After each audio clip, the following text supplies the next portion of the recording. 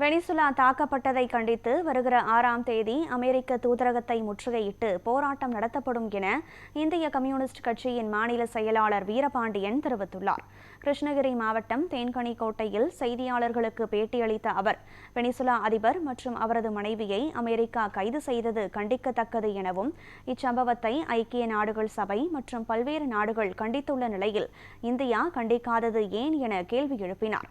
தொடர்ந்து பேசிய வீரபாண்டியன், பொங்கல் பரிசு தொகுப்பிற்கு கரும்பு மற்றும் வெல்லத்தை உள்ளூர் விவசாயிகளிடமிருந்து கொள்முதல் செய்ய வேண்டும் எனவும், ரேஷன் கார்டுகளுக்கு விண்ணப்பித்தவர்களுக்கும் பொங்கல் பரிசு தொகை வழங்க வேண்டும் என தமிழக அரசை வலியுறுத்தினார்.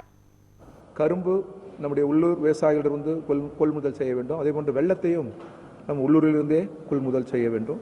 பொங்கல் பரிசு தொகையாக 3000 அறிவித்திருப்பதை வரவேற்கிற நாங்கள், அதே நேரத்தில் ரேஷன் கார்டுக்காக விண்ணப்பித்தவர்கள் பலர் இருக்கிறார்கள், பல ஆயிரம் பேர் இருக்கிறார்கள். எனவே அவரது குடும்பங்களையும் கணக்கில் கொண்டு இந்த தொகையை அளிக்க வேண்டும் என்று தமிழக அரசை, தமிழக முதல்வரை நாங்கள் கேட்டுக்கொள்கிறோம். தமிழ்நாடு ஒரு நல்லிணக்க மண். இங்கே பதற்ற அரசியலுக்கு இடமில்லை, பிளவுவாத அரசியலுக்கு இடமில்லை.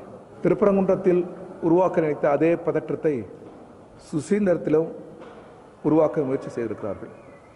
அங்கே சவக்காருக்கு வேலை இல்லை, அங்கே வீர சவக்கார் வாழ்க என்று சொல்லி திசை திருப்புகிறார்கள். அவர்களுடைய அரசியலை தமிழக மக்கள் நன்றாக புரிந்திருக்கிறார்கள்.